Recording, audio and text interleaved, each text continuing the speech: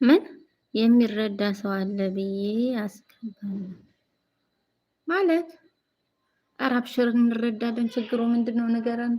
አው ንገሪን እህታለ ያኔ የማላውቀው እንትን ስለሆነብኝ ነው።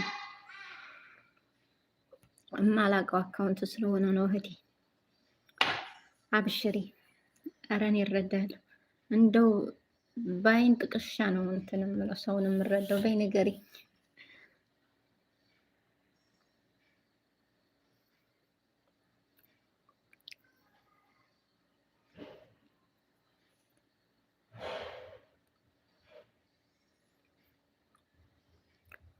እና ቤተሰብ ውሏችሁ እንዴት ነበር ማለት ነው?